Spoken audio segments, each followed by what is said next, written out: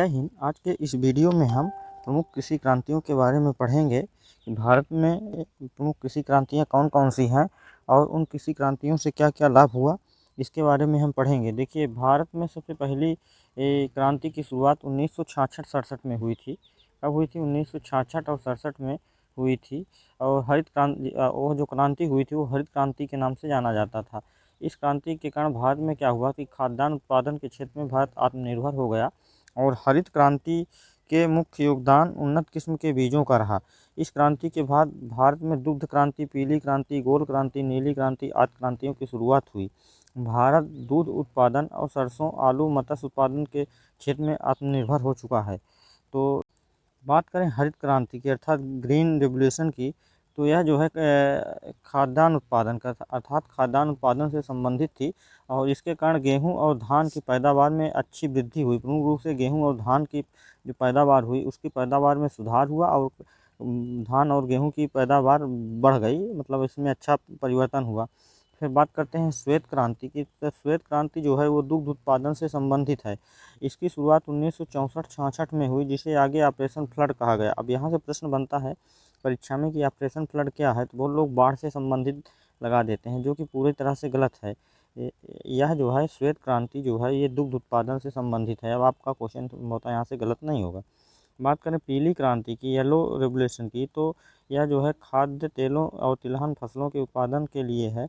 भारत जो है तिलहन उत्पादन के क्षेत्र में आत्मनिर्भर बन गया है और 2013 और 14 में 32.39 मिलियन टन तिलहन का उत्पादन अपने देश में हुआ था। उसके बाद है नीली क्रांति। नीली क्रांति क्या है कि नीली क्रांति ये ब्लू रेवोल्यूशन की बात कर रहे हैं, तो मत्स्य उत्पादन में वृद्धि के लिए चलाई गई थी अर्थात मछली पालन से संबंधित है। यह जो है 2013 और 14 में 98.8 लाख टन मछली का उत्पादन हुआ। भारत विश्व का दूसरा सबसे बड़ा मछली उत्पादक देश बन चुका है। फिर अगली क्रांति है गोल क्रांति। तो गोल क्रांति जो है पिंक रेवोल्यूशन की बात कर रहे हैं। यहाँ प्याज और झींगा मछली के उत्पादन से संबंधित है और भारत जो है विश्व का सबसे बड़ा झींगा मछली उत्पादन करने वाला देश बन गया है। फिर ब्लैक क्रांति की बात करें अर्थात काली क्रांति, यह जो है पेट्रोलियम खनिज तेलों के उत्पादन को बढ़ाने के लिए एथेनॉल का उत्पादन भी बढ़ाया जाएगा। इसका संबंध कोयला उत्पादन से है। इस पेट्रोल में एथेनॉल को 10% मिलाकर बायोडीजल बनाने का लक्ष्य रखा गया है इसमें। फिर है धूसर क्रांति अर्थात ग्रे क्रांति। तो ये धूसर क्रांति क्या है?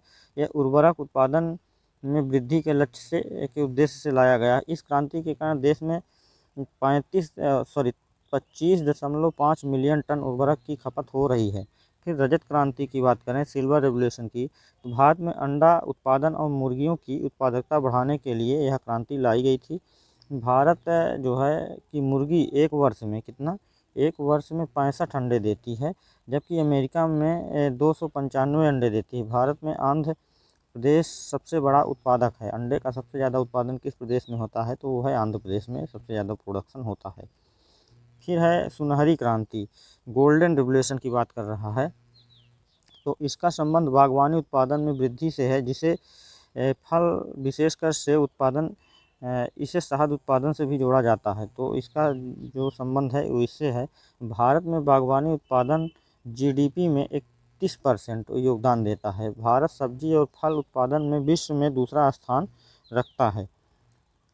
फिर बात करें इंद्रधनुषी क्रांति की, तो इसे हरित क्रांति, पीली क्रांति, नीली क्रांति, लाल क्रांति, गुलाबी क्रांति, भूरी और धूसर अन्य सभी क्रांतियों के को मिला करके साथ लेकर चलने का लक्ष्य इसमें रखा गया है। जुलाई 2000 में नई कृषि नीति को लागू किया गया और इसी को इंद्रधनुषी क्रांति कहा गया। फिर अगली क्रांति है सदाबहार क्रांति, रिबिन लो रेवोल्यूशन की बात कर रहा है।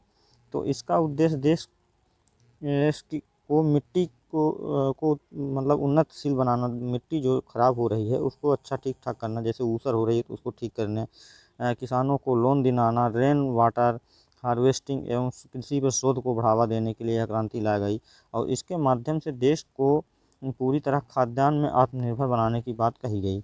फिर अगली क्रांति है गोल क्रांति, राउंड रेवोल्यूशन की बात कर रहा है। तो इसका संबंध देश में आलू के उत्पादन को बढ़ाना है। क्या है? आलू के उत्पादन को बढ़ाने से संबंधित है। भारत जो है चीन के बाद विश्व का दूसरा सबसे बड़ा आलू उत्पादक देश है। भारत में सबसे ज़्यादा आलू उत्पादन उत्तर प्रदेश में किया जाता है। तो उत्तर प्रदेश जो है भारत का एक ऐसा राज्य है जो सबसे ज़्यादा आलू का प्रोडक्शन करता है। तो ये प्रमुख कृषि क्रांतियाँ हैं। अब इन क्रांतियों के जनक कौन है? तो देखिए, भारत में हरित क्रांति का जो जनक माना जाता है वो एम.एस. स्वामीनाथन को हरित क्रांति का जनक माना जाता है। फिर उसके बाद विश्व में हरित क्रांति के पिता कौन है? तो नॉर्मन बोरलॉग को जो है विश्व में हरित क्रांति का पिता माना जाता है। भारत में नीली क्रांति के जनक कौन है? तो नीली क्रांति के जो जनक हैं अरुण कृष्णन हैं। भारत में श्वेत क्रांति का जनक कौन है? तो डॉक्टर वर्गीज कुरियन को श्वेत क्रांति का जनक माना जाता है। भारत में प्रेरित प्रजनन क्रांति का जनक कौन है? तो हीरालाल चौधरी। कौन? हीरालाल चौधरी है। भारत में गुलाबी क्रांति का जनक कौन है? तो दुर्गेश पटेल को गुलाबी क्रांति का जनक माना जाता है। भारत में स्वर्णिम क्रांति का जनक कौन है? तो स्वर्णिम क्रांति के जो जनक हैं निरपक्ष टुतेज हैं। फिर उसके बाद है कि भारत में लाल क्रांति का जनक कौन है? तो विशाल तिवारी को माना जाता है लाल क्रांति का जनक।